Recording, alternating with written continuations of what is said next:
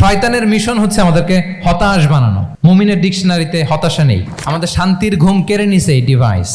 আল্লাহর দেয়া ফিতরাতকে ধ্বংস করার সবচেয়ে জঘন্যতম এই নতুন যে আইডিওলজি, এটা হচ্ছে ট্রান্স। আমাদের বোনদেরকে প্ররোচিত করা হচ্ছে, তাদের সামনে আইডিয়া হাজির করা হচ্ছে যে নারী যত বেশি নগ্ন হতে পারে সে তত বড় সাহসী নারী।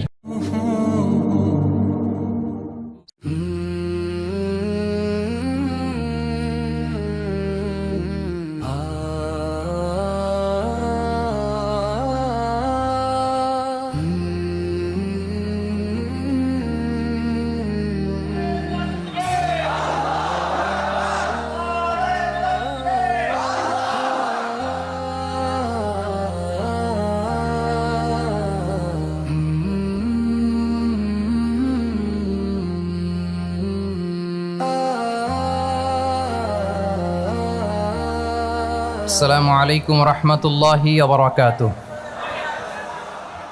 নাহমাদুহু ওয়া নুসাল্লি আলা রাসূলিহিল কারীম, আম্মা বা'দু, ফাআউযু বিল্লাহি মিনাশ শাইতানির রাজীম। বিসমিল্লাহির রহমানির রহিম।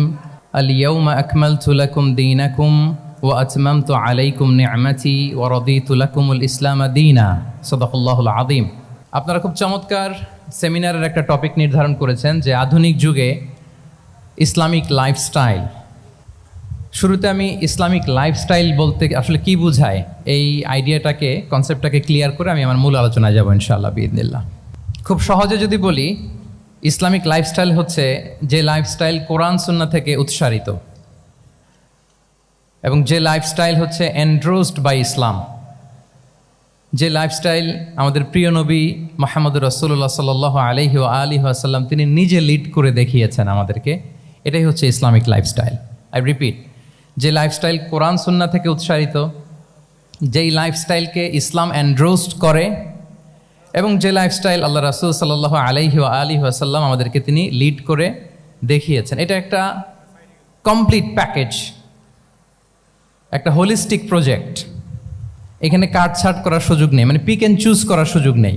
আমার পুরো জীবনটাকেই ইসলামে অনুশাসন দিয়ে যদি আমরা পরিচালিত করি, ইসলামের ছাঁচে যদি সাজাই, সেটা হবে ইসলামিক লাইফস্টাইল। এখানে পিক অ্যান্ড চুজের কোনো সুযোগ নাই।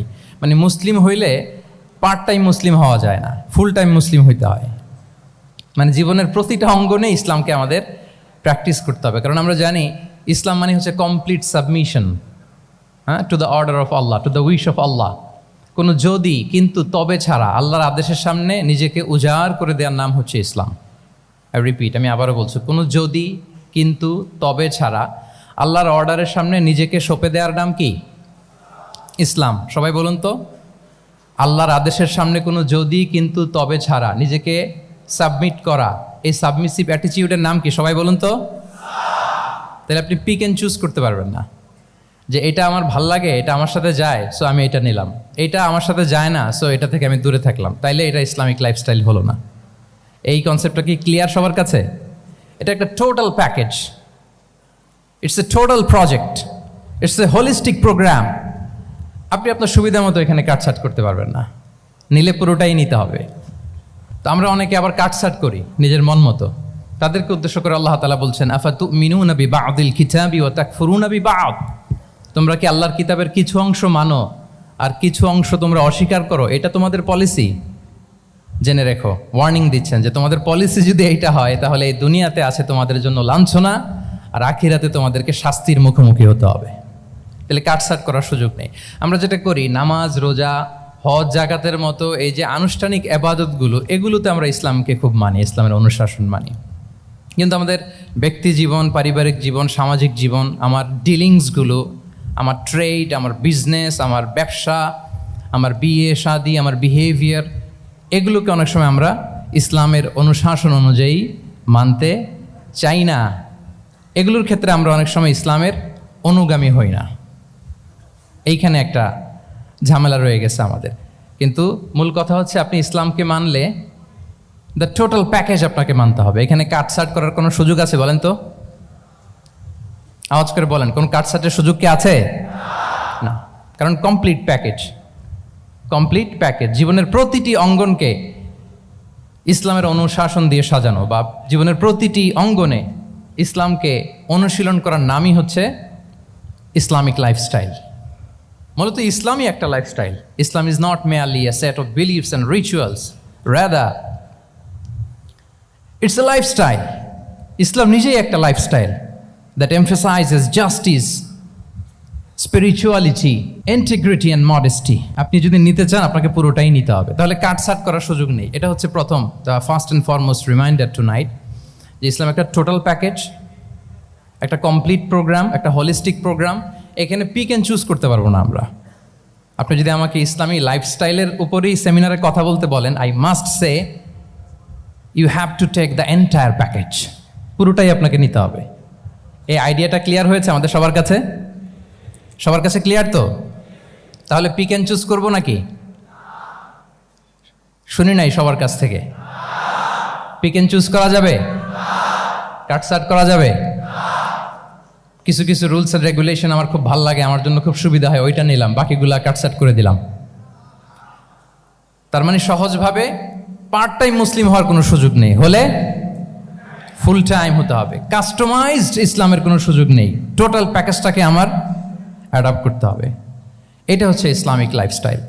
তো আজকের এই সেমিনারে আমি কিছু ট্রেটস বা the core values of Islamic lifestyle আপনাদের সাথে শেয়ার করবার চেষ্টা করব, যাতে করে ব্যাপারটা আরও ক্রিস্টাল ক্লিয়ার হয় যে আসলে what is Islamic lifestyle all about. আসলে এটা কি, কিভাবে এটা আমরা অ্যাডাপ্ট করব, কিভাবে এটার সাথে নিজেকে খাপ খাওয়াবো, কিভাবে এটা আমরা প্র্যাকটিস করব। তাহলে প্রাথমিক কথা অলরেডি ডান, যে কাটসাট আমরা করব না, পিক অ্যান্ড চুজ করবো না, টোটাল প্রোগ্রামটাই আমরা নেওয়ার চেষ্টা করব। তো এখন আমরা কিছু কোর ভ্যালিউজের কথা বলবো, যেগুলো দিয়ে ইসলামিক লাইফস্টাইলের মূল ধরনটা আমাদের কাছে ক্লিয়ার হবে। ইসলামিক লাইফস্টাইলের কথা যদি আমাদেরকে বলতে হয়, প্রথম যেই ট্রেট, যে ক্যারেক্টারিস্টিক্স বা ভ্যালিউর কথা আমাকে বলতে হবে, সেটা হচ্ছে দ্য কনসেপ্ট অফ হালাল অ্যান্ড হারাম। ইফ দেয়ার ইজ নো হালাল অ্যান্ড হারাম, there is no Islamic lifestyle, for sure I am telling you. যদি হালাল হারাম না থাকে, এটা যদি আমরা মেনটেন না করি, এটা কোশ্চিন কালো ইসলামিক লাইফস্টাইল হবে না। আপনাকে হারাম থেকে যোজন যোজন দূরে থাকতে হবে, আর হালাল দিয়ে জীবনটাকে সাজাতে হবে। কারণ যেখানেই হালাল সেখানেই বারাকা।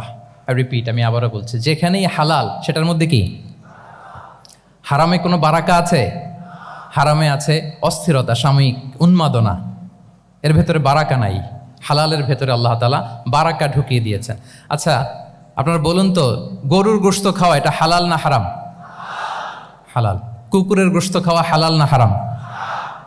আচ্ছা, গরু বছরে বাচ্চা দেয় কয়টা? গাভী? আচ্ছা একটা। কুকুর দেয় কয়টা? কয়টা? 7টা, 8টা, 10টা? ফ্যামিলি প্ল্যানিং নাই তো? দেদারসে দিচ্ছে। আচ্ছা, গরু হালাল, কুকুর হারাম। গরু বাচ্চা দেয় কয়টা? কুকুর দেদারসে দিচ্ছে। তারপরেও বলেন, আমাদের এই যে বাংলাদেশে আমাদের কুরবানির ঈদে লক্ষ লক্ষ গরু জবাই হয়, বিয়ের অনুষ্ঠানগুলোতে এত গরুর গোশত আমরা খাই, আর প্রতিদিনের চাহিদা মেটানোর জন্য তো কত গরু কোরবানি করা হয়। এরপরেও বলেন, বাংলাদেশে গরু বেশি না কুকুর বেশি? সবাই বলেন, গরু বেশি না কুকুর বেশি? কারণ কি? হালাল। কারণ কি? এই হালালে বরকত ঢুকিয়ে দিয়েছে কে? তাহলে if there is no concept of হালাল অ্যান্ড হারাম, there is no Islamic lifestyle. প্রথম core value of Islamic lifestyle হচ্ছে আপনাকে হালাল দিয়ে আপনার জীবনকে সাজাতে হবে। লা ইয়াদখুলুল জান্নাতা জাসাদুন গুযিয়া বিল হারাম। হারাম খেয়ে বর্ধিষ্ণু যে দেহ, সে দেহ আল্লাহর জান্নাতে প্রবেশ করবে না। মানে whatever you consume, it should be হালাল। এটা হালাল হইতে হবে। শুধু যেটা আপনি খাচ্ছেন এটাই না, কুলু মিম্মা ফিল আরদি হালালাম তাইয়্যিবা, আল্লাহ তাআলা বলেছেন যেটা কনজিউম করবা হালাল হবে, হালাল হতে হবে। তো এটা শুধু এত ন্যারো কনসেপ্ট না, আপনার জীবনের সবটাই হালাল হতে হবে। ইউর ফুড শুড বি হালাল, ইউর ড্রিঙ্ক শুড বি হালাল, ইউর ইনকাম শুড বি হালাল, ইউর ফ্যাশন শুড বি হালাল, ইউর এন্টারটেইনমেন্ট শুড বি হালাল। সব কিছু হালাল হইতে হবে। আমরা অনেকে যে ভুলটা করি, আমরা খাওয়ার ক্ষেত্রে শুধু হালাল খুঁজি, এরকম অনেকে করে, কিন্তু অন্যান্য ক্ষেত্রে হালাল হারামের বাজ বিছান নাই। আমি একটা উদাহরণ প্রায়ই দেই, দেখবেন যে আমাদের বাংলাদেশের সরকারি অফিসগুলোতে তো ঘুষ চলে নাকি? আল্লাহ ঘুষ থেকে এই জাতিকে তুমি হেফাজত করো। আচ্ছা, দেখবেন যে আমাদের বিভিন্ন সরকারি অফিসগুলোর মুসলিম কর্মকর্তারা, তারা ওয়াইন খায় না, আমি দেখেছি থাইল্যান্ডে গিয়েছে, চায়না গিয়েছে অফিসের কাজে, ওখানে হালাল রেস্টুরেন্টগুলো খুঁজে, কারণ মুসলিম, তার হালাল খাইতে হবে। তো সে ওয়াইন খায় না, পর্ক খায় না, কারণ ইসলামে এটা হারাম। আবার অনেক হিন্দু কর্মচারী, সে আবার গরুর গোশত খায় না, কারণ কি তার ধর্মে ওইটা হারাম। কিন্তু এই মুসলিম কর্মচারী, হিন্দু কর্মচারী দুইজনের নির্বিশেষে মাশাআল্লাহ ঘুষ খায়। এরকম হয় না? দেখেন, মুসলিম ওয়াইন খায় না, পর্ক খায় না, তার ধর্মে হারাম। আমার হিন্দু ভাই গরুর গোশত খায় না, এটা তার ধর্মে হারাম। কিন্তু ঘুষ আবার দুই ধর্মে হালাল নাকি? হ্যাঁ, হালাল না। তার মানে ওই যে pick and choose, you got the point, right? Pick and choose করেছে যে আমার ধর্মের এই নিয়ম আমি মানবো, কারণ এটা আমার জন্য খুব ফ্লেক্সিবল, এটা খুব ভালো লাগে। কিন্তু যেটা কঠিন হয়ে যাচ্ছে, যেটা তার বিরুদ্ধে দাঁড়াচ্ছে, ওইটা সে মানে না। তাহলে পিক এন্ড চুজ করার কোনো সুযোগ, আমরা আমাদের গোটা জীবনকে হালাল দিয়ে সাজাইতে হবে। তাহলে your lifestyle will be Islamic lifestyle. এই কথাটা কি বুঝতে পেরেছেন? তাহলে ইউর ফুড শুড বি হালাল, ইউর ড্রিঙ্ক শুড বি হালাল, ইউর ফ্যাশন শুড বি হালাল, ইউর ইনকাম শুড বি হালাল, ইউর এন্টারটেনমেন্ট শুড বি হালাল, even your relationship should be হালাল। ব্যাপার কি? এটার এত আওয়াজ বেড়ে গেল।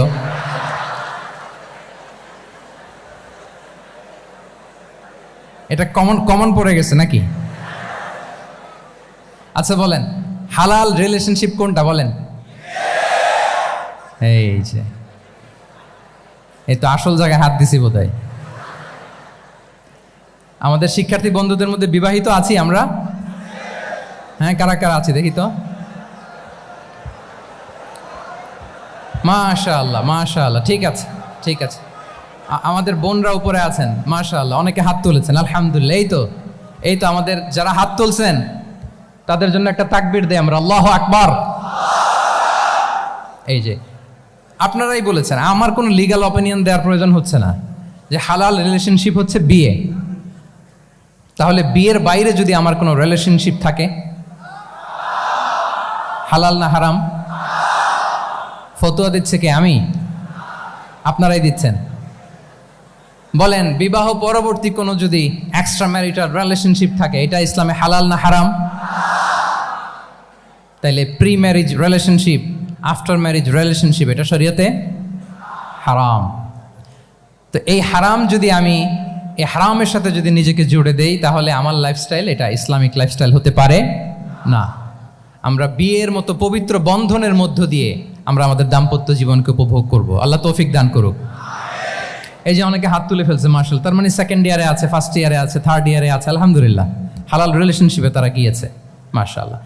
তাহলে হালাল এন্ড হারামের ব্যাপারে যদি আমরা বলি, আমাদের পুরো জীবনের প্রতিটি অঙ্গন আমরা হালাল দিয়ে সাজাবো। কি বলেন? পারা যাবে তো ইনশাআল্লাহ? হারামের সাথে আমাদের কোনো সম্পর্ক আছে? হ্যাঁ, আমরা সবকিছু হালাল দিয়ে সাজাবো তো? হারামকে আমরা না বলে দিব না, নো। আজকের এই জহির রায়হান মিলনায়তনের এই হলরুম থেকে হারামকে আমরা লাল কার্ড দেখাই দিলাম। কি বলেন? হারামকে আমরা নো বলবো, আওয়াজ করে বলুন নো। ওকে, নো টু হারাম। তাহলে দ্য কনসেপ্ট অফ হালাল অ্যান্ড হারাম আশা করি আমাদের কাছে ক্লিয়ার। আমরা হালাল দিয়ে নিজেদের জীবনকে সাজাবো, হারামের সাথে আমাদের কোনো সম্পর্ক নাই। তাহলে একটা ট্রেইট আমরা শেয়ার করলাম, একটা কোর ভ্যালিউ শেয়ার করলাম, যে আমরা যদি হালাল মেনটেন করতে পারি আমাদের জীবনে, এটা হচ্ছে one of the core values of Islamic lifestyle. 2 নম্বর হচ্ছে, ইসলামিক লাইফস্টাইলটা বেসিকলি এটা একটা প্রোডাক্টিভ লাইফস্টাইল। ইসলামী লাইফস্টাইল আমাদেরকে প্রোডাক্টিভ হতে উদ্বুদ্ধ করে। আপনার দিন শুরু হবে অনেক সকালে, প্রোডাক্টিভিটি নিয়ে অনেক লম্বা আলোচনা করা যেতে পারে। আমি ছোট্ট একটা পয়েন্ট যদি আজকের এ হলরুমের শেয়ার করি প্রোডাক্টিভিটি নিয়ে, যে ইসলামিক লাইফস্টাইল হচ্ছে আপনি একেবারে সকাল সকাল আপনার দিন শুরু করবেন। Early to bed and early to rise makes a man healthy wealthy. সবাই তো শিখেছি এটা, যে আগে আগে ঘুমোতে যাও, আগে আগে ঘুম থেকে জাগো, তুমি ধনী হবে, তারপর তুমি প্রজ্ঞাবান হবে, তুমি সুস্বাস্থ্যের অধিকারী হবে। এটা হচ্ছে ইসলামিক লাইফস্টাইলের একটা কোর ভ্যালিউ। সকাল সকাল দিন শুরু করা, মানে সানরাইজের আগে আমার সকাল শুরু হবে। কাজী নজরুলের যে কবিতা, সূর্যি মামা জাগার আগে উঠবো আমি জেগে, পড়েছি আমরা সবাই, কিন্তু হয়তো মানা হয় না। তো এই যে সকাল সকাল ঘুম থেকে ওঠা, এটা যদি আপনার মধ্যে না থাকে, এটা ইসলামিক লাইফস্টাইল হতে পারে না। You must be a morning person. সকাল সকাল উঠতে হবে। আপনার সময় এমনভাবে মেনটেন করবেন আপনি যে সকাল সকাল ফজরের পর থেকে আপনি অ্যাক্টিভ। তার মানে you have to wake up early, you have to sleep early. একজন মর্নিং পারসন যদি না হন, এটা ইসলামিক লাইফস্টাইল হবে না। এর কারণ আল্লাহ রাসূল সাল্লাল্লাহু আলাইহি ওয়া আলিহি ওয়াসাল্লাম আমাদেরকে সকালে জেগে থাকার ব্যাপারে ইন্সপায়ার করেছেন এবং তিনি দোয়া করেছেন এই উম্মার জন্য স্পেশালি, যে এই সময়টা এটা ফুল অফ বারাকা, ফুল অফ ব্লেসিংস। তিনি দোয়া করেছেন আল্লাহুম্মা বারিক লি উম্মতি ফি বুকুরিহা। আল্লাহ এই উম্মতের বুকুরটা মানে সকালের সময়টা, লেটস সে সানরাইজের পরে 3-4 ঘন্টা, এই সময়টাকে আল্লাহ আপনি বরকত দিয়ে ভরে দেন। এই সময়টাতে ঘুমানো যাবে না, এটা হচ্ছে বরকতের সময়। এবং আল্লাহ রাসূল সাল্লাল্লাহু আলাইহি সাল্লাম যদি কোনো সামরিক অভিযান প্রেরণ করতেন, এই টাইমে প্রেরণ করতেন, এই বকুরের টাইমে। এবং সাহাবারা তাদের কোনো ট্রেড ক্যারাভান, ব্যবসায়িক কাফেলা যখন সেন্ড করতেন, এই টাইমটাতে সেন্ড করতেন, কারণ এই টাইমটাতে বারাকা। তো এখন নিজের সাথে মিলিয়ে নেন যে এই টাইমটাতে আমরা কি করি। আমি জানি না আপনাদের কি অভ্যাস। আমি এসে তো শুনলাম যে জাহাঙ্গীরনগর বিশ্ববিদ্যালয়ে নাকি যতজন শিক্ষার্থী ততজনের জন্য এখানে আবাসনের ব্যবস্থা আছে। বাংলাদেশের কোনো ইউনিভার্সিটিতে নাকি এটা নেই। আলহামদুলিল্লাহ, অসাধারণ প্রিভিলেজ, এখানে অনেক সুন্দর সুযোগ। তো এখন বলেন আপনাদের সকালের রুটিন কি? বলেন, ঘুমিয়ে থাকেন না জেগে থাকেন? হ্যাঁ, আচ্ছা, ফজরের পরে আমরা ঘুমাই কারা কারা দেখি? সর্বনাশ। আচ্ছা ঠিক আছে, হাত নামান। আচ্ছা, ফজরের পরে আমরা একটু এক্সারসাইজ করি, পড়াশোনা করতে বসি কারা কারা? মাশাআল্লাহ, আছে কিছু, ঠিক আছে, হাত নামান। এবার 2 বারের 1 বারও যারা হাত তোলেননি তারা হাত তোলেন। আপনারা কি করেন? এইটা হ্যাঁ, ডিভাইস। তো সম্মানিত সুধী মণ্ডলী, আল্লাহুম্মা বারিক লি উম্মতি ফি বুকুরিহা। আপনারা আমাকে এনেছেন ইসলামিক লাইফস্টাইল নিয়ে বলতে, তো আমাকে বলতেই হবে ফজরের পরে ঘুমানো চলবে। প্রথমে আমরা হারামকে না বলে দিলাম, এবার আমরা না করে দিব কোনটাকে? হ্যাঁ, ফজরের পরে আজকে থেকে কোনো ঘুম চলবে। আমি এখানে জবরদস্তি করব না, শুধু আপনাদের সামনে আমি প্রেজেন্ট করছি। যদি সেমিনারের যে টপিক নিয়ে আপনারা শুনতে এসেছেন, এটা যদি আপনি অ্যাডাপ্ট করতে চান, অনুশীলন করতে চান, হ্যাঁ, ফজরের পরে আজকে থেকে কোনো ঘুম চলবে। এই সময়টাতে অনেক বারাকা আছে।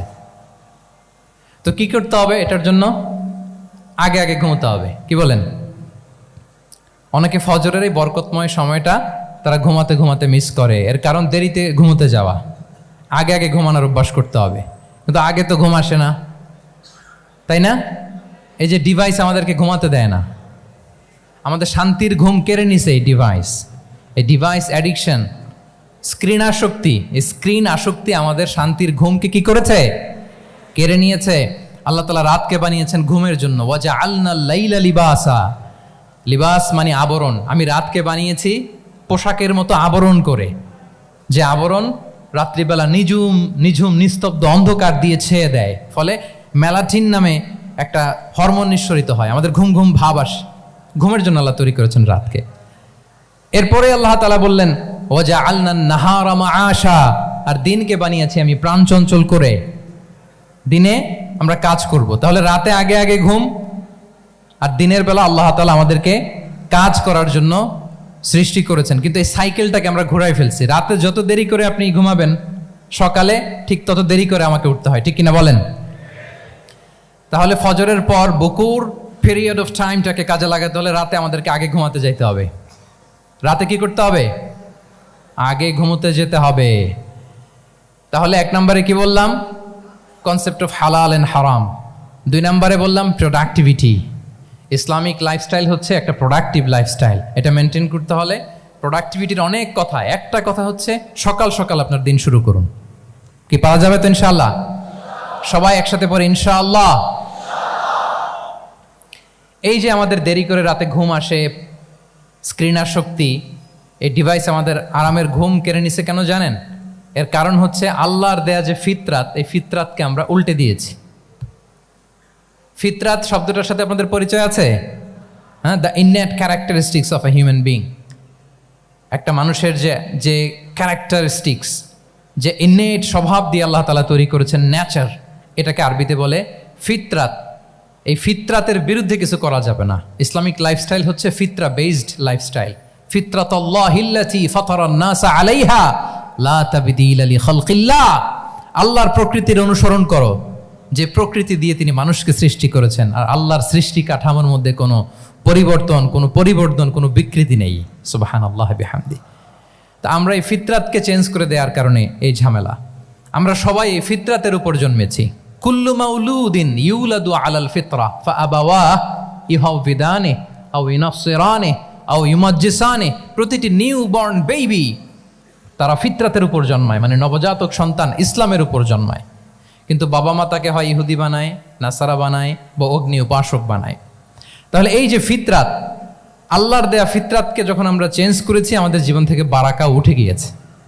ফিতরাতকে যদি আরো সহজ করে আমি আপনাদেরকে বুঝাই, তাহলে ফিতরাত হচ্ছে যা কিছু স্বাভাবিক, যা কিছু কল্যাণকর, যা কিছু ভালো, তাই ফিতরাত। আই রিপিট, সুপ্রিয় শিক্ষার্থী বন্ধুরা, ফিতরাত হচ্ছে যা কিছু স্বাভাবিক, যা কিছু ভালো, যা কিছু কল্যাণকর, তাই কি? তাই ফিতরাত। এই যে এখন আরবি কোন মাস চলছে বলেন তো? রজব। এই রজব মাসের ২৬ তারিখ দিবাগত রাত্রে আল্লাহ রাসূল সাল্লাল্লাহু আলাইহি ওয়াসাল্লাম ঊর্ধ্ব জগতের একটা ভিজিটে গিয়েছিলেন। আমরা জানি না সবাই? হ্যাঁ, ইসরা মেরাজের কথা আমরা জানি। সো এই মেরাজ রজনীতে আল্লাহ রাসূল সাল্লাল্লাহু আলাইহি ওয়াসাল্লাম ফিতরাত, মানে what is the essence of ফিতরা, এটা বোঝানোর জন্য হাদিসটা আমি শেয়ার করছি। মেরাজে যখন গেলেন, জিবরিল আলাইহিস সালাম ওনাকে 2টা পেয়ালা দিলেন। তিনি বললেন, উচিচু বি ইনাআইন, আমাকে 2টি পেয়ালা দেয়া হলো। ফি আহাদিহিমা লাবান ওয়া ফিল আখারি খামর।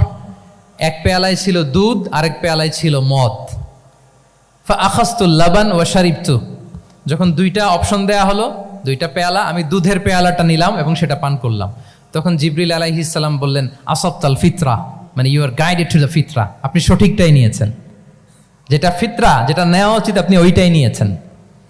তাহলে এখন আরো সহজ হবে। যদি 2টা পেয়ালা দেয়া হয়, একটা মদের পেয়ালা আর একটা দুধের পেয়ালা, তো আমরা নিব কোনটা বলেন? হ্যাঁ, তাইলেই ফিতরা হবে। তাহলে কি হবে? তাহলে যেটা স্বাভাবিক, যেটা কল্যাণকর, যেটা আমাদের জন্য ভালো, সেটা হচ্ছে ফিতরাত। তাহলে মদের পেয়ালা, দুধের পেয়ালা, কোনটা নিব? সবাই নিব তো নাকি? আমাদের রুচির যে দুর্ভিক্ষ চলতেছে, অনেকে মদের পেয়ালাই নিয়ে নিবে। কি বলেন? আছে না একদল, তারা কি করে? ওইটা চুজ করে ফেলবে। এবার বলেন, আমরা কোন পেয়ালা নিব, মদের না দুধের? আমাদের ঐতিহ্য, আমাদের রুচি, আমাদের মূল্যবোধকে ধ্বংসের যত আয়োজন দরকার, সব সেট আপ চারদিকে আছে। আল্লাহর ফিতরাতকে ধ্বংস করে দেওয়ার শয়তানি সব আয়োজন আমাদের চারিদিকে। বাট আপনাকে রাইট থিংটা চুজ করতে হবে। তাহলে রাসূল সাল্লাল্লাহু আলাইহি ওয়াসাল্লামকে দুধ দেয়া হলো, মদ দেয়া হলো, তিনি নিলেন দুধের পেয়ালা। তাহলে এটা হচ্ছে ফিতরাত। এটা কি? ফিতরাত। এভাবে সব কিছু চেঞ্জ করে দেয়া হয়েছে। সব কিছু, আমাদের লাইফস্টাইল চেঞ্জ করে দেয়া হয়েছে, আমাদের ফুড হ্যাবিট চেঞ্জ করে দেয়া হয়েছে, আমাদের খাদ্যাভ্যাসের মধ্যে পরিবর্তন। দেখবেন যে এখন আমরা যা খাই, আগে কিন্তু এটা খাইতাম না। এখন আমরা প্রসেসড ফুড খাই, হ্যাঁ, ফাস্ট ফুড খাই, জেনেটিক্যালি মডিফাইড যে ফুডগুলো আমরা খাই, এরপরে ল্যাব মিট, কত যে ভয়ঙ্কর। আপনারা জেনে থাকবার কথা যে ল্যাবে তৈরি মাংস দেখেছেন নাকি আপনারা? প্রাকৃতিক মাংসের কোনো ছিটে ফোটা নেই, কিন্তু এটা গরুর মাংস হয়ে গেছে, ওইটা মানুষ খাচ্ছে। মানে আমাদের লাইফস্টাইলও করাপ্টেড, আমাদের ফুড হ্যাবিটও করাপ্টেড, আমাদের স্লিপিং সাইকেলটা করাপ্টেড, সব কিছু করাপ্ট করে দেওয়া হচ্ছে। এবং এটার প্রভাব পড়েছে আমাদের শিশুদের মধ্যেও। দেখবেন যে শিশুরা সবজি খেতে চায় না। আমার তো 2 মেয়ে আছে, আমি তো দেখি বাসায়, বা অনেকের কমপ্লেনগুলো আমরা শুনি। আমাদের এখনকার বাচ্চাদেরকে ভেজিটেবলস দিলে খায় না, মাছ দিলে খায় না, অর্গানিক ভালো ভালো খাবার দিলে শাকসবজি খায় না। কি খাবে জানেন? সচেস খায়, সচেস, হটডগ খায়। হ্যাঁ, ওই যে আপনি অর্ডার দিয়ে বার্গার এনে দিবেন, পিৎজা এনে দিবেন, ওইটা খাবে। তারপর ইনস্ট্যান্ট নুডলস খাবে, স্যুপ খাবে, ফ্রোজেন যত মিল আছে এগুলো খাবে, টিনজাত খাবার যেগুলো দীর্ঘদিন সংরক্ষণ করে রাখা হয়। তো বলেন, আজ থেকে 30 বছর আগে আমাদের বড়রা কিংবা আমাদের শিশুরা, আমরা কেউ কি এই খাবার খেয়েছি বলেন তো? আওয়াজ করেন, খেয়েছি কেউ? They changed the entire system.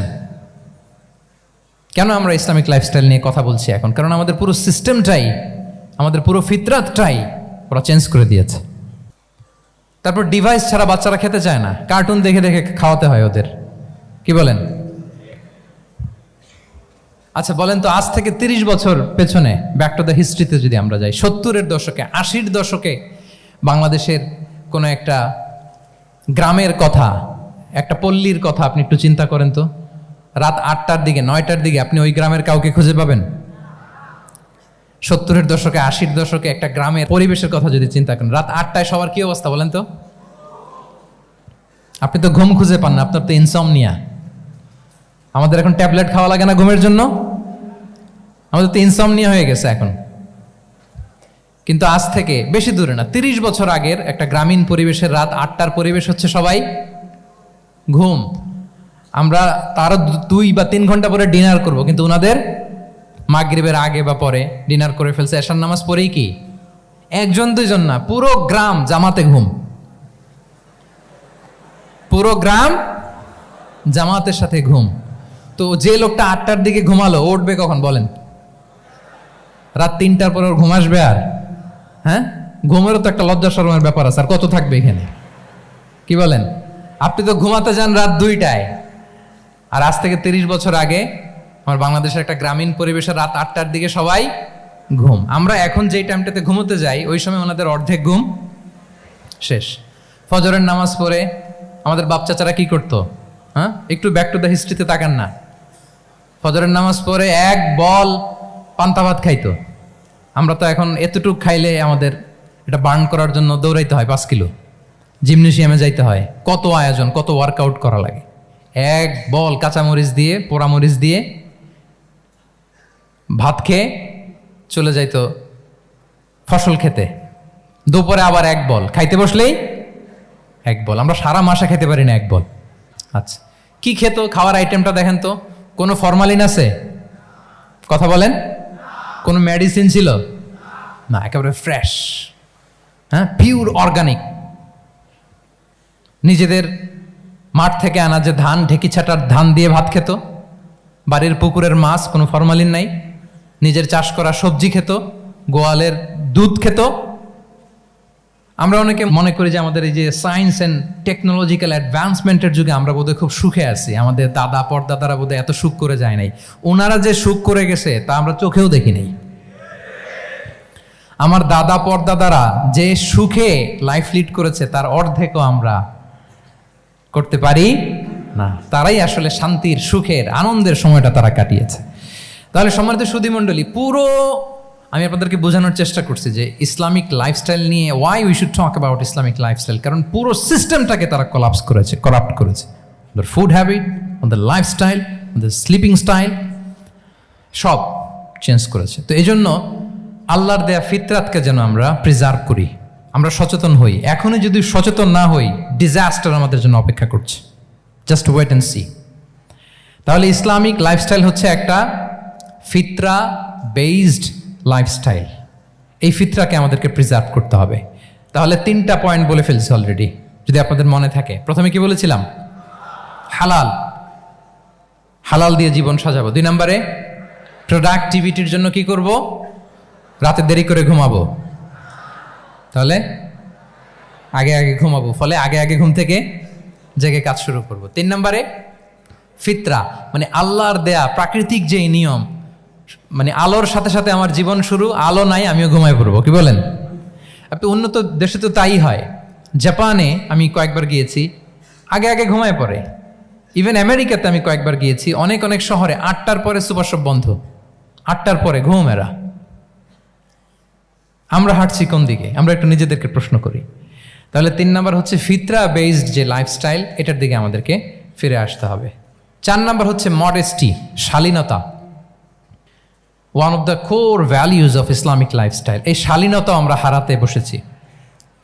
Modesty বললে অনেকে শুধু কাপড় চোপড় নিয়ে চিন্তা করে যে ছোট কাপড়, বড় কাপড়। Modesty is not about only clothing, but also your behaviour, your dealing, your overall character. শুধু আপনি মডেস্টি, শালীনতা বললে কাপড় চোপড় নিয়ে চিন্তা করবেন না। এটা আপনার মডেস্টি ইন ইউর স্পিচ, আপনার কথার মধ্যেও শব্দ চয়নে মডেস্টি থাকতে হবে, আপনার বিহেভিয়ারে মডেস্টি থাকতে হবে, আপনার ডিলিংসে মডেস্টি থাকতে হবে। এই শালীনতা আমরা হারাচ্ছি। তার বিপরীতে আমাদের সমাজে অশ্লীলতার প্রসার হচ্ছে, লাজুকতা হারিয়ে যাচ্ছে। লাজুকতা, লজ্জা শরম থাকা, এটা যে কত বড় নেয়ামা, যেই জাতি একবার এটা হারিয়ে ফেলে আর কোনো কিছু দিয়ে জোড়াতালি দিয়ে এটা তারা রিভাইভ করতে পারে না। এই যে ওয়েস্ট তো এখন যা যা আমাদেরকে শিখাইছে, যেটাকে আমরা স্ট্যান্ডার্ড মনে করি, আবার তারা ফিরতেছে। এই যে ডিভাইসের কথা বলছি না, আপনি অস্ট্রেলিয়ার খোঁজ খবর নেন, যারা খোঁজ নিয়েছেন তারা জানেন আন্ডার 16 কোনো বাচ্চা সোশ্যাল মিডিয়া ইউজ করতে পারে না অস্ট্রেলিয়াতে। 1 মাস অ্যাপ্লাই করে, কান্ট্রি ওয়াইড অ্যাপ্লাই করে দেখায় ফেলছে। Facebook, including Facebook, WhatsApp, Twitter, TikTok, 10টা অ্যাপস যেগুলো বাচ্চাদের মধ্যে এডিকশন নিয়ে আসে, এগুলো সব বন্ধ। জানেন এই নিউজটা? জানেন? মানে ফিরতেছে, উল্টা ফিরতেছে। এই যে শালীনতার কথা আমরা বলি, এটা হারাচ্ছে। রাসূল সাল্লাল্লাহু আলাইহি ওয়াসাল্লাম বলেন, যার শালীনতা নাই, ইযা লাম তাস্তাহি ফাসনা মা শি'তা, যখন তোমার লজ্জা শরম থাকবে না, যা মনে চায় তাই করো। শিশু মোহাম্মদ চলে গেল সেই বনু সাআদে, ছোট্ট মোহাম্মদ কাঁদে না কখনো, ক্ষুধা লাগলেও কাঁদে না, ব্যথা পেলেও কাঁদে না। কিন্তু ছোট্ট মোহাম্মদের প্রাইভেটসের জায়গা থেকে কাপড়টা যখন সরে যেত, শিশু মোহাম্মদ কেঁদে দিত। সুবহানাল্লাহ, শালীনতা। ইযা লাম তাস্তাহি ফাসনা মা শি'তা। রাসূল সাল্লাল্লাহু আলাইহি ওয়াসাল্লাম বলেছেন, যদি তোমার লজ্জা শরম না থাকে, লজ্জা শরমের মাথা যদি তুমি খাও, তুমি সব করতে পারবা, তোমাকে দিয়ে সব সম্ভব। তাহলে এই শালীনতা, এটা অনেক বড় নেয়ামা। সম্মানিত বন্ধুরা, আজকে দিনকে দিন আমাদের সমাজ থেকে শালীনতা হারিয়ে যাচ্ছে, লাজুকতা হারিয়ে যাচ্ছে, নারী পুরুষ উভয় দিক থেকে। বিশেষ করে আমাদের বোনদেরকে টার্গেট করা হয়েছে, নারীদেরকে, আমাদের বোনদেরকে, তাদেরকে প্ররোচিত করা হচ্ছে, তাদের সামনে আইডিয়া হাজির করা হচ্ছে যে নারী যত বেশি নগ্ন হতে পারে সে তত বড় সাহসী নারী। বলেন, আমাদের সমাজে পত্রপত্রিকা আপনারা দেখেন না এটা? যে নারী নিজেকে যত এক্সপোজ করবে সে তত বড় কি সাহসী নারী, এই তকমা তাকে দেয়া হচ্ছে। এটা টোটাল কমপ্লিট শয়তানের একটা মিশন। শয়তানের প্রথম মিশন হচ্ছে বনি আদমকে বিবস্ত্র করা। কি করা? আল্লাহ তাআলা আদম আলাইহিস সালাম, হাওয়া আলাইহিস সালামকে বলেছিলেন যে নিষিদ্ধ গাছ যেও না, খেও না। শয়তানের প্ররোচনায় খেয়ে ফেলেছিলেন, সাথে সাথে জান্নাতের পোশাক খুলে পড়েছে। তার মানে শয়তানের প্রথম মিশন হচ্ছে মানুষকে কি করা? নগ্ন করা। মানুষকে কি করা? নগ্ন করা। তাহলে আমাদের বোনদেরকে এমন ভাবে তাদের সামনে উপস্থাপন করা হচ্ছে, প্ররোচিত করা হচ্ছে, এবং বলা হচ্ছে নগ্নতার পথে যে বেশি হাঁটে সে নাকি তত সাহসী নারী। নাউযুবিল্লাহি মিন যালিক। তাহলে এই যে মানব জাতিকে বস্ত্রহীন করা, এটা শয়তানের একটা মিশন। তার বিপরীতে ইসলাম নারীকে সম্মান দিয়েছে, সম্মান করেছে। যে ঘরে প্রথমে কন্যা জন্মায়, খায়রুকুম মান বুখিরা বিল উনসা, সে ঘরটাকে আল্লাহ তাআলা বরকতময় করে দেয়। 2 সন্তান তো 2 জান্নাতের দরজা ওপেন। 2 কন্যা সন্তান, 3 কন্যা সন্তান তো 3টা জান্নাতের দরজা ওপেন। সুবহানাল্লাহ। স্ত্রী হয়ে যখন ঘরে যাবে, যে ব্যক্তি তার স্ত্রীর কাছে সেরা, পরিবারের কাছে সেরা, সে সবার কাছে সেরা, সে আল্লাহর কাছে সেরা। সুবহানাল্লাহ। এবং কোনো মা যদি সন্তান জন্ম দিতে যে মারা যায়, কিয়ামতের দিন আল্লাহ তাআলা ওই মাকে শহীদদের কাতারে দাঁড় করাবেন। আর যদি সেফলি সন্তান ভূমিষ্ঠ হয়, আল্লাহ বলে মায়ের পায়ের নিচে ওই সন্তানের বেহেশত। সুবহানাল্লাহ। কিভাবে নারীর স্টেটাস, মর্যাদাকে ইসলাম বাড়িয়েছে। এবং এই যে ইসলাম যে নারীকে যে ভিআইপি হিসেবে কনসিডার করে, হ্যাঁ, ইসলামের দেয়া নারীর ড্রেস কোড নিয়ে আমাদের অনেকের কত কথা, কত ক্রিটিক। এটা কেন করে? কারণ Islam consider women as a queen. ইসলাম তো নারীকে রানী হিসেবে কনসিডার করে। কি হিসেবে বলেন? আচ্ছা বলেন, যে কুইন হবে, যে রানী হবে, তার একটা স্পেশাল ড্রেস কোড থাকবে না? তার একটা স্পেশাল প্রোটোকল থাকবে না? রানীর সাথে কি যা মনে চায় তা করা যায়, দেখা করা যায়, তার কাছে যাওয়া যায়? আল্লাহু আকবার। কারণ ইসলাম চায় নারীদের জন্য পৃথিবীটা নিরাপদ হোক। ইসলাম চায় নিজ গৃহে বা কর্মক্ষেত্রে নারীরা নিরাপদ থাক। ইসলামের যত ভ্যালিউজ আছে, যত রুলস এন্ড রেগুলেশন আছে, এটা আমাদের ভালোর জন্য, মানব জাতির কল্যাণের জন্য। তাহলে এই অশ্লীলতা থেকে আমাদের যোজন যোজন দূরে থাকতে হবে। If you talk about Islamic lifestyle, আমাদেরকে শালীনতা, মডেস্টি ফিরিয়ে আনতে হবে। You have to maintain modesty. আমি যদি আরো ডিপে যাই, দেখেন এই যে প্রত্যেকের হাতে এক একটা করে পর্ন হাব হয়ে গেছে এখন, হয়েছে না? পর্নোগ্রাফির সয়লাভ, বিকৃত যৌনাচারের সয়লাভ, এখন নতুন নামে নতুন মোড়কে এলজিবিটি আমাদের সমাজে নানা মোড়কে আমাদের সামনে উপস্থাপন করা হচ্ছে। শুনেছেন না এগুলো? আপনারা নাম শুনেছেন? এই যে ট্রান্স নাম শুনছেন না? নিজের দেহ কাটাকাটি করে দিব্যি পুরুষ, 4 সন্তানের বাবা, এখন হঠাৎ করে বলে যে আমি মনে মনে নারী, তো সোসাইটি যেন আমাকে নারী স্বীকৃতি দেয়। বায়োলজিক্যালি দিব্যি নারী, 3 সন্তানের মা, এখন বলে যে এখন আমি মনে মনে ভাবতেছি পুরুষ, তো আমাকে পুরুষ হিসেবে তুমি কনসিডার করো। আল্লাহর দেয়া ফিতরাত, এই যে বলছি উল্টায় ফেলতেছে, এই ফিতরাতকে ধ্বংস করার সবচেয়ে জঘন্যতম এই নতুন যেটা বাজারজাত করা হচ্ছে যে আইডিওলজি, এটা হচ্ছে ট্রান্সজেন্ডারিজম। অধিকারের মোড়কে, তাও আসতেছে কিভাবে? কিসের মোড়কে বলেন তো? রাইটসের কথা বলে, যেটা একটা রাইটস। এজন্য সম্মানিত সুধীমণ্ডলী, শালীনতার কোনো বিকল্প নেই। If you want to take care of yourself, if you want to take care of your family, your society, you have to maintain modesty. কোনো বিকল্প নেই, সাবধান হইতে হবে আমাদেরকে। তাহলে 4 নম্বরে কি? শালীনতা, মডেস্টি। শালীনতা হচ্ছে ইসলামিক লাইফস্টাইলের ভূষণ। এখন পরিকল্পিতভাবে এই শালীনতার কবর রচনা করা হচ্ছে আমাদের সমাজে। আপনারা কি রাগ করতেছেন? কথা ক্লিয়ারলি বুঝতে পারতেছেন? আমি যদি রয়ে শয়ে কথা বলি তা বুঝতে পারবেন আপনারা? ক্লিয়ারলি মেসেজগুলো আমি আপনাদের সামনে পৌঁছে দিচ্ছি। তাহলে কয়টা গেল? 4টা। হালাল, প্রোডাক্টিভিটি, প্রিজার্ভিং ফিতরা, অ্যান্ড ফাইনালি মডেস্টি। 4টা কাভার। 5 নম্বরে হচ্ছে ইসলামিক লাইফস্টাইল যদি আমরা মেনটেন করি, we must have to be optimistic, hopeful, আশাবাদী হইতে হবে। মুমিনের ডিকশনারিতে হতাশা নেই, আমরা হতাশ হই না, আমরা নিরাশ হই না, আমরা ভরসা রাখি এক মহান সত্তার উপর। আওয়াজ করে বলুন, তিনি কে? শয়তানের মিশন হচ্ছে আমাদেরকে হতাশ বানানো। আমি স্টেজে ওঠার আগে সম্মানিত স্যার বলতেছিলেন যে আপনি একটু আশাবাদী করবেন আমাদের নারী শিক্ষার্থীদের ব্যাপারে, আমাদের ছেলে শিক্ষার্থীদের ব্যাপারে। কয়েকটা ইস্যু স্যার বললেন যে কিছু ফ্রাস্ট্রেশন তাদের মধ্যে কাজ করে। আজকে আপনাদের ডিকশনারি থেকে ফ্রাস্ট্রেশনকে একেবারে অমিট করে দিয়ে যাব। বলেন, বিশ্বাসীদের ডিকশনারিতে হতাশা বলে কোনো শব্দ আছে? ফ্রাস্ট্রেশন আছে? কারণ শয়তানের মিশন হচ্ছে আমাদেরকে হতাশ বানানো। কি বানানো? শয়তান আমাদেরকে আশাবাদী করতে চায় না, সে চায় আমরা যেন হতাশ হই। আমি ভুল করেছি, পাপ করেছি, অন্যায় করেছি, তো শয়তান সেই পাপের সাগরে আমাকে হাবুডুবু খাওয়াতে চায়, বলে আর অনেক ভুল হয়ে গেছে, অনেক দূর তুই চলে এসেছিস, আর আল্লাহ তোকে ক্ষমা করবে না, থাক এখানেই থাক, করতে থাক। এরকম শয়তান টেম্পটেশন দেয়, প্রভোকেশন করে। কিন্তু শয়তান জানে না যে আল্লাহর রহমতের দরিয়া কত বড়।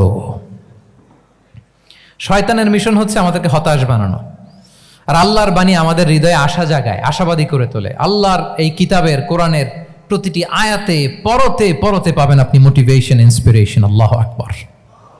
লা তাহজান ইন্নাল্লাহা মা'ানা। মনকে তুমি বুঝিয়ে বলো আল্লাহ আছেন আমার সাথে।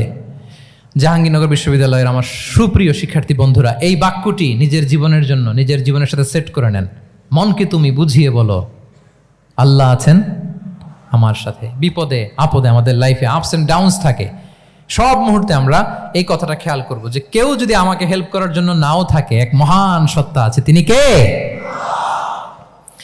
আল্লাহ রাসূল সাল্লাল্লাহু আলাইহি ওয়াসাল্লাম, আবু বকর রাদিয়াল্লাহু তাআলা আনহু গারে সাউরে হিজরতের রাতে লুকিয়ে আছেন।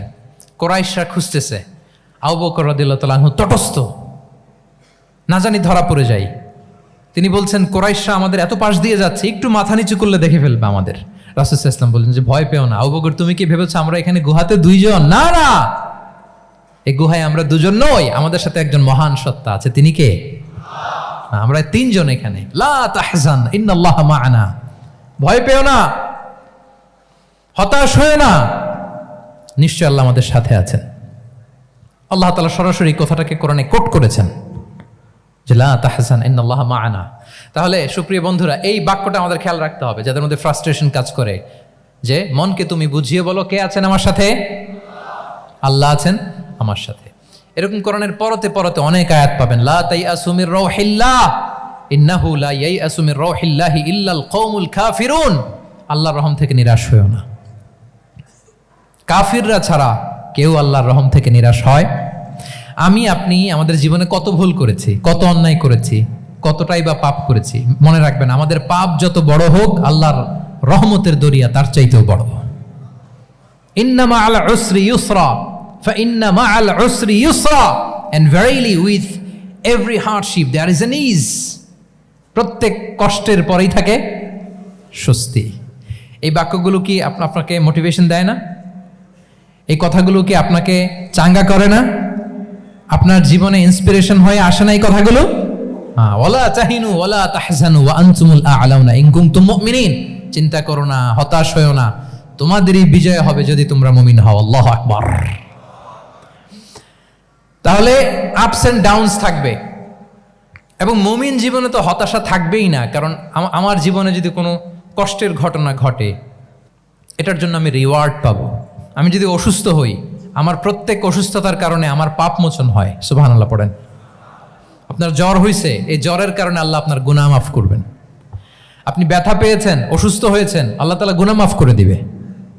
তাহলে হতাশার কোনো সুযোগ আছে বলেন? না, মুমিন জীবনে হতাশার কোনো সুযোগ নেই। রাসূল সাল্লাল্লাহু আলাইহি ওয়াসাল্লাম বলেন, মা ইউসিবুল মুসলিমা মিন নাসাব ওয়ালা ওয়াসাব ওয়ালা হাম্মিন ওয়ালা হুজনিন ওয়ালা আযান ওয়ালা গাম্মিন হাত্তা শাওকাতি ইউশাকুহা ইল্লা কাফারাল্লাহু বিহা মিন খাতায়া। মুমিন জীবনে যত ব্যথা, কষ্ট, দুঃখ, এমনকি ফল পাড়তে যে গাছের কাটার খোঁচা যদি খান, রাসূল সাল্লাল্লাহু আলাইহি ওয়াসাল্লাম বলেন ওই খোঁচার ব্যথার কারণে আল্লাহ তোমার গুনাহ মাফ করে দেয়। কেউ অসুস্থ হয়ে রাসূল সাল্লাল্লাহু আলাইহি ওয়াসাল্লামের কাছে আসলে রাসূল সাল্লাল্লাহু আলাইহি ওয়াসাল্লাম কি বলতেন জানেন? কেউ জানেন? লা বাস আলাইক তুহুরুন ইনশাআল্লাহ। তিনি বলতেন, আরে don't worry about it, it will cleanse up your scenes. ভয় পেও না, আরে এই অসুস্থতা, এটার কারণে আল্লাহ তোমার গুনাহ মাফ করে দিবে। সুবহানাল্লাহ। তাহলে অসুস্থ ব্যক্তি আর উজ্জীবিত হতো না? রাসূল সাল্লাল্লাহু আলাইহি ওয়াসাল্লাম অসুস্থ ব্যক্তিকে দেখলেই মাথায় হাত বুলিয়ে দিতেন, দোয়া করতেন, আল্লাহুম্মা রাব্বান নাস আযহিবিল বাস ইশফি আনতা শাফি, দোয়া করে দিতেন। আর বলতেন, আরে ভয় পেও না, এই অসুস্থতা তোমার গুনাহ মাফ করে দিচ্ছে। তাহলে অসুস্থতার মধ্যেও তারা উজ্জীবিত হতো। আমরা মানুষকে আশাবাদী করব, ভয় দেখাবো না। অসুস্থ মানুষকে ভিজিট করতে গেলে আপনারা কি করেন? ভয় দেখান নাকি? না, আশাবাদী করবেন। বলবেন যে আরে কি অসুস্থতা, আপনার দেখে অনেক সুস্থ লাগতেছে, বলতে পারবেন না? কিন্তু আমরা কি করি? কেউ অসুস্থ হইলে ওই অসুস্থতায় সবচেয়ে কষ্ট পেয়ে যে মারা গেছে তার হিস্ট্রি বলা শুরু করি। এরকম করে না অনেকে? ধরেন যে একজন ক্যান্সারের পেশেন্টকে দেখতে গেছেন, এইবার যে আপনার কোন খালা ক্যান্সারে কিভাবে ধুকে ধুকে মরছিল,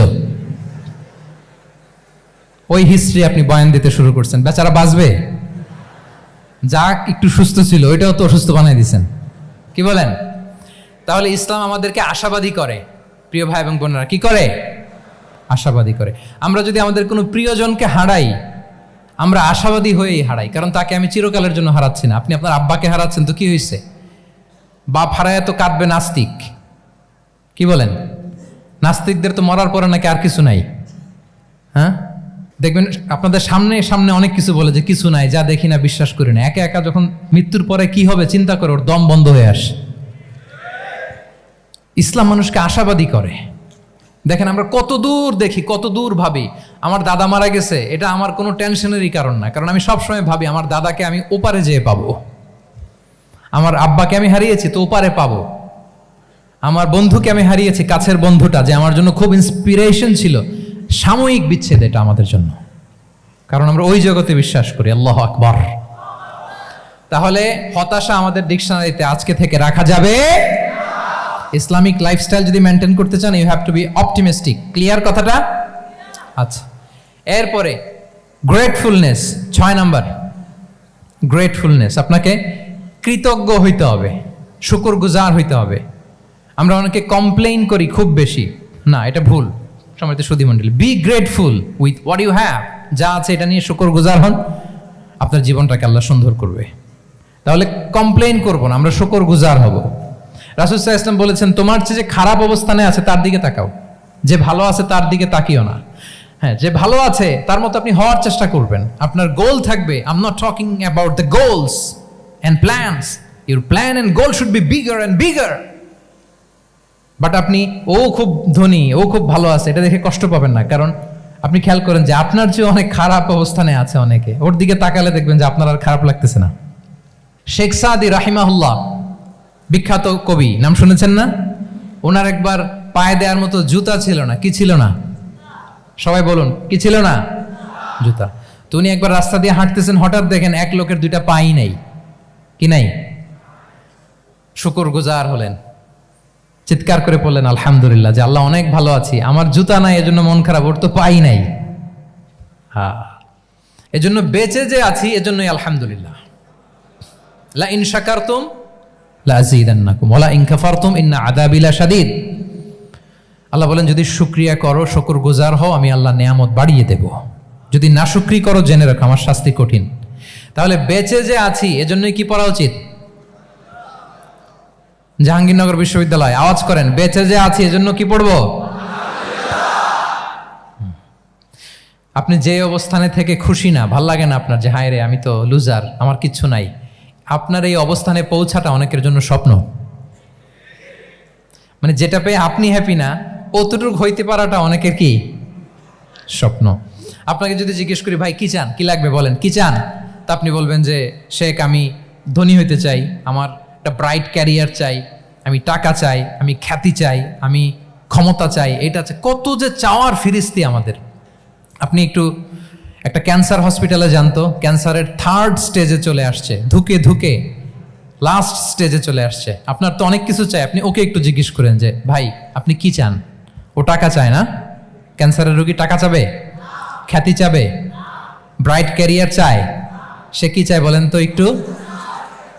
সে একটু বাঁচতে চায়। যে ভাই তুমি কি চাও? বলবে আমি কিছু চাই না, একটু বাঁচতে চাই। বার্ন ইউনিটে যদি কখনো যাওয়ার সুযোগ হয়, দেখবেন যে চিৎকার করে তারা, এত কষ্ট, এই দহনের কারণে এত কষ্ট, তারা চিৎকার করতে থাকে হসপিটালকে কাঁপিয়ে। আপনি ওকে একটু জিজ্ঞেস করবেন ভাই কি চাও? বলেন তোর চাওয়াটা কি? ও শুধু বাঁচতে চায়, কিন্তু ওই বেঁচে থাকা নিয়ে তো আমাদের কোনো ফিলিংসই নাই। আমরা যে বেঁচে আছি এটা যে শুকরগুজার হওয়ার অনেক বড় একটা কারণ, আমরা এরকম করে ভাবিই না। এজন্য সুপ্রিয় সুধী মণ্ডলী, আমরা যে বেঁচে আছি এজন্য আলহামদুলিল্লাহ। শুধু বেঁচে থাকার কারণে আমরা কি পড়বো? তাহলে গ্রেটফুলনেস। আপনি যদি ইসলামিক লাইফস্টাইলে নিজেকে অভ্যস্ত করতে চান, আপনার যেমনি অপটিমিস্টিক হইতে হবে, অ্যাট দ্য সেম টাইম আপনাকে কি হইতে হবে? গ্রেটফুল হইতে হবে। 7 নম্বরে তাওয়াক্কুল। পুট ইউ ট্রাস্ট অন আল্লাহ, because only he can help you, only he can protect you. And when you put you trust on আল্লাহ, you are in a divine shield. আপনি যখন আল্লাহর উপর নিজেকে ন্যস্ত করেন, আপনি একটা ডিভাইন, একটা প্রোটেকশনের ভেতরে থাকেন। বিশ্বাসীরা কি করে? আল্লাহর উপর ভরসা করে। কি করে? কার উপর? তদবিরের উপর, লবিংয়ের উপর, মামা চাচা। তাহলে আল্লাহর উপর ভরসা হবে। কার উপর? ফাইদা আযামতা ফাতাওয়াক্কাল আলাল্লাহ। আল্লাহর উপর ভরসা করব। এমনকি ঘর থেকে বের হওয়ার সময় রাসূল সাল্লাল্লাহু আলাইহি ওয়াসাল্লাম আমাদেরকে বলেছেন আল্লাহর উপর তাওয়াক্কুল করো। আমরা কি দোয়া পড়ি বলেন তো ঘর থেকে বের হয়ে? বিসমিল্লাহি তাওয়াক্কালতু আলাল্লাহ। এই তাওয়াক্কুল নিয়ে আমাদের অনেক মিসকনসেপশন আছে। আমাদের মধ্যে একটা প্রবণতা আছে, অনেকে বলে যে যা হবে হবে, আল্লাহ ভরসা।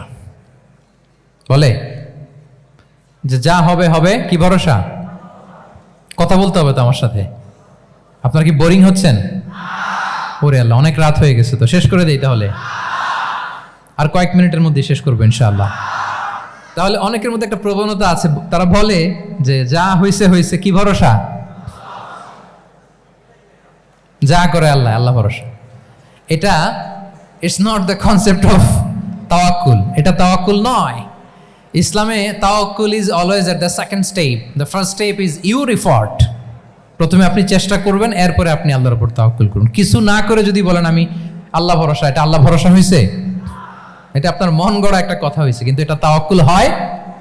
আমাদের অনেকে অলসতা, অকর্মণ্যতা, অপারগতা, হীনমন্যতা এগুলোর তাওয়াক্কুল বানায় ফেলাইছে।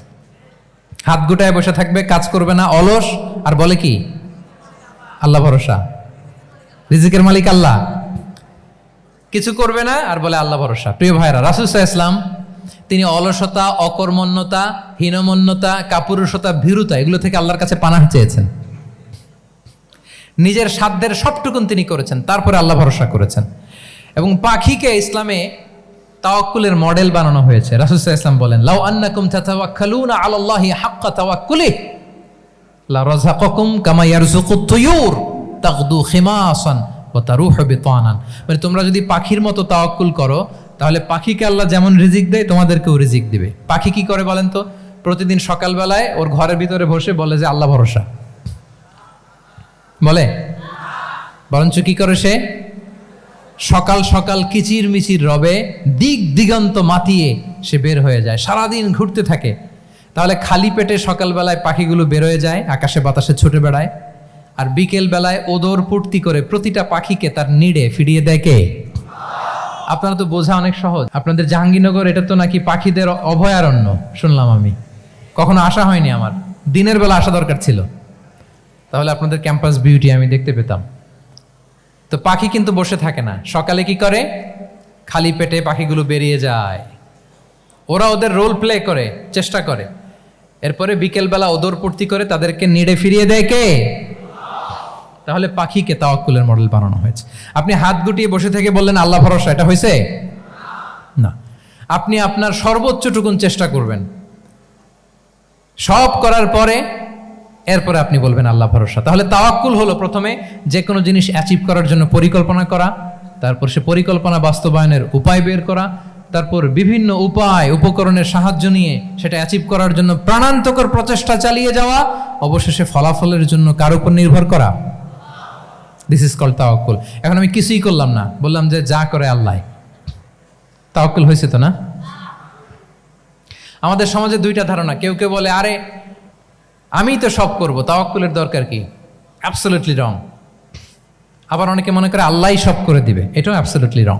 The concept of Islam is in between this two extreme lines. এই দুইটার মাঝখানে হচ্ছে তাওয়াক্কুল। তাহলে তাওয়াক্কুলের মেকানিজম হচ্ছে আমার সাধ্যের সবটুকুন আমি করব, তারপরে আল্লাহ সাহায্য আসবে, সেজন্য আমি তাওয়াক্কুল করব। আপনারা মূসা আলাইহিস সালামের ঘটনা জানেন। উনি যখন বনী ইসরায়েলকে নিয়ে লোহিত সাগরের সামনে আসলেন, ফেরাউন তার সৈন্য নিয়ে ধাওয়া করলো, আল্লাহ তাআলা সাথে সাথে কি রাস্তা বানাই দিলেন নাকি? সাগরের মাঝখানে না। আল্লাহ বললেন আনিদ্রিব বিআসাকাল বাহর, লাঠি দিয়ে একটা বাড়ি মারো সাগরে। মূসা আলাইহিস সালাম বাড়ি না মারলে তো আল্লাহ রাস্তা বানাতে পারতেন না, না পারতেন না? পারতেন, কিন্তু এটা তাওয়াক্কুলের মেকানিজম নয়। ওনাকে বলেছেন বাড়ি মারো, উনি লাঠি দিয়ে বাড়ি মারলেন, বিশাল রাস্তা হয়ে গেল।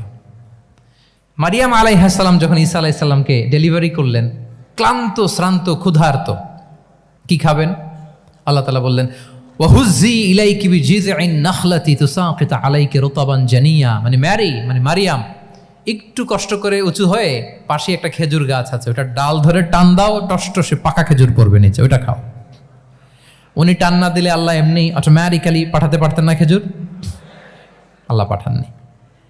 তাহলে এই পৃথিবীর সিস্টেম হচ্ছে আপনাকে কষ্ট করতে হবে, আপনার রোলটা আপনাকে প্লে করতে হবে। ইসলামে তাওয়াক্কুল is always at the second step, the first step is your effort.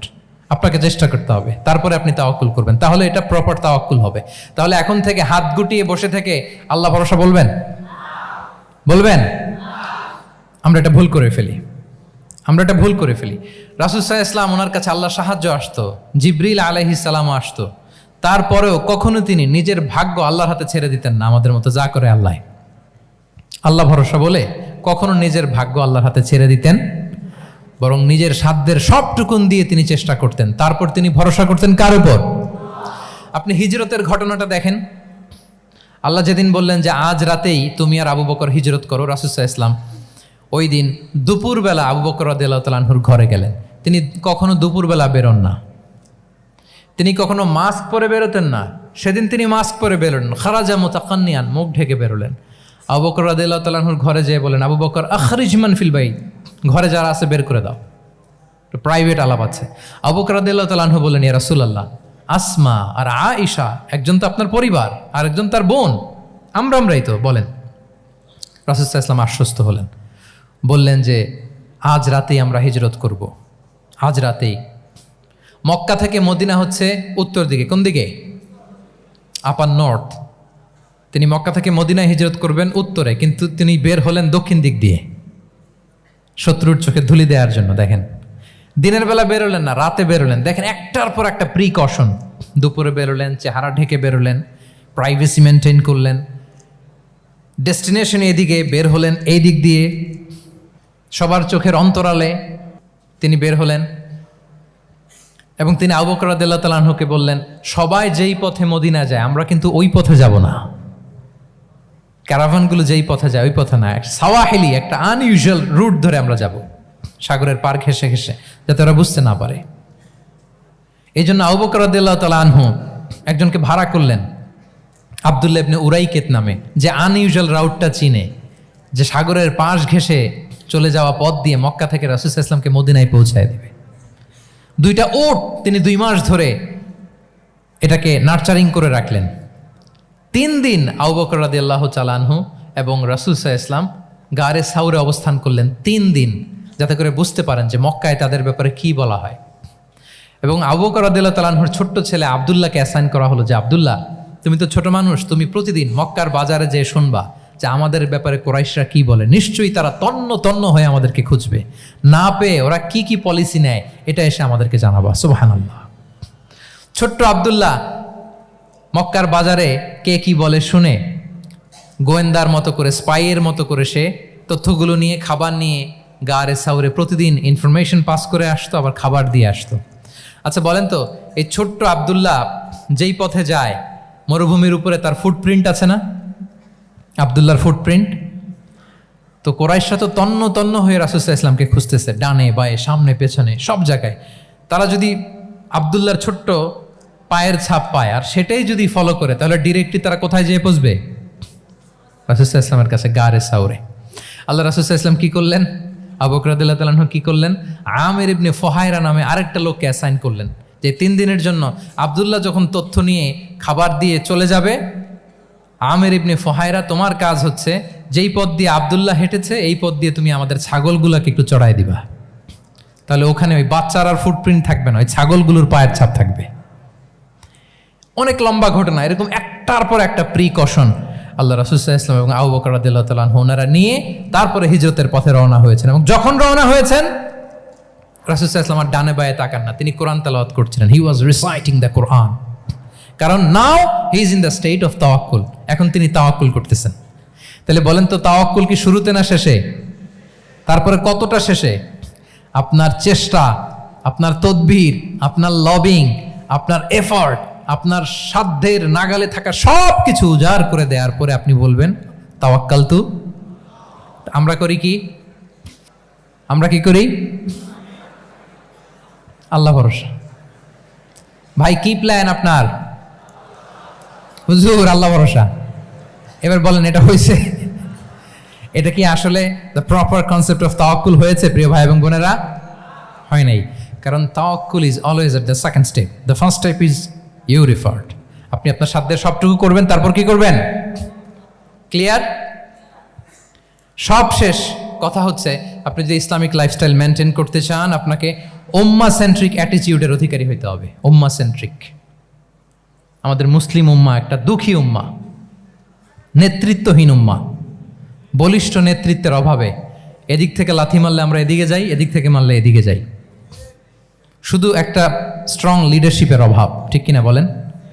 এই যে আমাদের রোহিঙ্গা ভাইয়েরা 1 মিলিয়ন আসছে, 10 লাখ, এখন বোধহয় 2 মিলিয়ন প্লাস হয়ে গেছে বা 3 মিলিয়ন হয়ে গেছে। আমি গত মাসে গিয়েছিলাম রোহিঙ্গা ক্যাম্পে দেখার জন্য তাদের কি অবস্থা। এমন মানবতার জীবনযাপন তারা করতেছে। ধর্মে তারা কোন ধর্মের বলেন তো? আমাদের ভাই, আমাদের বোনেরা, তাদের কোনো সলিউশন নাই। কাশ্মীরের ভাই বোনদের কি অবস্থা দেখেন তো। আর গাজার অবস্থা নাই বা বললাম। পাখির মতো গুলি করে মারা হয়েছে, মসজিদ ধ্বংস করা হয়েছে, এমনকি খ্রিস্টানদের গির্জা ধ্বংস করা হয়েছে। একটা লিডারশিপের, একটা স্ট্রং লিডারশিপের অভাবে আজকে আমাদের এই অবস্থা। এজন্য আপনি যদি ইসলামিক লাইফস্টাইলের কথা বলেন, অফকোর্স আপনাকে উম্মাহ সেন্ট্রিক মেন্টালিটির হতে হবে। এই দুঃখী উম্মাকে নিয়ে আপনার প্রজেক্ট থাকতে হবে। আমরা আমাদের নিজেদের শক্তি, সম্ভাবনা, ঐতিহ্য এগুলো একেবারে ভুলতে বসেছি। আমরা যে যোদ্ধা ছিলাম, আমরা যে বিজয়ী ছিলাম, আমরা বেমালুম ভুলিয়ে গিয়েছি। জ্ঞান বিজ্ঞানে একসময় আমরা লিড দিয়েছি, ঠিক কিনা বলেন? আমাদের জাবির ইবনে হাইয়ান ছিল, আমাদের আল বিরুনি ছিল, আমাদের আল ইদ্রিসি ছিল, আমাদের আল ফারাবি ছিল। এই নলেজ এখন ওয়েস্টে ট্রান্সফার হয়েছে, সেই নলেজ আবার ট্রান্সফার হয়ে আমাদের করতলগত একদিন হবে ইনশাআল্লাহ। তো এই প্রজেক্ট তো আমাদের নাই, একদিন যে আমাদের হাতে আসবে, হুজুর আল্লাহ ভরসা নাকি? শুধু আল্লাহ ভরসা বলে বসে থাকলে হবে? সেলফ সেন্টার্ড হওয়া যাবে না, উম্মাহ সেন্ট্রিক আমাদেরকে হইতে হবে। উম্মার জন্য আপনার হৃদয়ে একটা দরদ থাকতে হবে, অন্যের জন্য কাজ করার একটা মেন্টালিটি আমাদের গ্রো করতে হবে। যারা অন্যের জন্য করে তারা জানে যে এটাতে কি সুখ, কি মজা। আপনি অন্যকে দান করে দেখেন, একটা সুখানুভূতি আপনার মধ্যে কাজ করবে। এবং রাসূল সাল্লাল্লাহু আলাইহি ওয়াসাল্লাম বলেন, আল্লাহু ফি আউনিল আবদি মা দামাল আবদু ফি আউনি আখিহি। আল্লাহ তাআলা ততক্ষণ পর্যন্ত বান্দার সাহায্যে থাকে, ওই বান্দার, যতক্ষণ পর্যন্ত এই বান্দা তার ভাইয়ের সাহায্যে থাকে। এজন্য আমাদের প্রতিটি কাজে, পদক্ষেপে আমাদের নির্যাতিত ভাইয়েরা যেন তারা আমাদের চিন্তায় থাকে, তারা যেন আমাদের দোয়ায় থাকে, আমাদের সহযোগিতায় থাকে, এবং উম্মার জাগরণে যেন নিবেদিত হয় আমাদের সকল এফোর্ট, সকল প্রজেক্ট, সকল প্রচেষ্টা। কি পারা যাবে কিনা বলেন? উম্মার জন্য এরকম স্যাক্রিফাইসিং মেন্টালিটি আমাদের থাকার দরকার আছে না নাই বলেন? তাহলে উম্মা সেন্ট্রিক মেন্টালিটি আমাদের করতে হবে সম্মানিত সুধী মণ্ডলী। তাহলে ইসলামিক লাইফস্টাইল নিয়ে যদি আমরা কথা বলি, আমাদের উম্মা সেন্ট্রিক হওয়ার কোনো বিকল্প নাই। আমি যদি পুরো আলোচনার সামারি করি, তাহলে বলতে হবে, শুরুতে আমি যেটা বলেছিলাম যে এখানে পিক অ্যান্ড চুজ করে ইসলামিক লাইফস্টাইল অ্যাডাপ্ট করার আমাদের কোনো সুযোগ, মনে আছে যে কথা দিয়ে শুরু করেছিলাম? পিক অ্যান্ড চুজ করা যাবে? মন মতো না, পুরোটাই মানতে হবে। এবং 8টা, মোস্ট লাইকলি 8টা core values of Islamic lifestyle আমি আপনাদের সাথে শেয়ার করেছি। একটু যদি রিকল করি, 1 নম্বরে কি বলেছিলাম বলেন তো? হালাল, হালাল মেনটেন করতে হবে, হারামের সাথে আমাদের কোনো সম্পর্ক। 2 নম্বরে প্রোডাক্টিভিটি। 3 নম্বরে ফিতরা বেসড লাইফস্টাইল হতে হবে।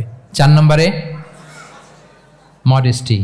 5 নম্বরে হতাশ হওয়া যাবে না, মনকে তুমি বুঝিয়ে বলো আল্লাহ আছেন আমার সাথে, অপটিমিজম। তারপরে আল্লাহর উপর ভরসা করা, গ্রেটফুলনেস। 7 নম্বরে কোনো কিছু না করে, হ্যাঁ, সব কিছু করার পরে, মাশাআল্লাহ, অ্যাবসলিউটলি রাইট আনসার। সব কিছু আমার সাধ্যের সবটুকুন করার পরে কি করব? কার উপর তাওয়াক্কুল করব? এবং আমরা উম্মাহ সেন্ট্রিক চিন্তা লালন করব, উম্মাহ কেন্দ্রিক। পারা যাবে তো? এই কোর ভ্যালিউজগুলো যদি আপনি মেনটেন করেন, this would be the Islamic lifestyle. সম্মানিত সুধী,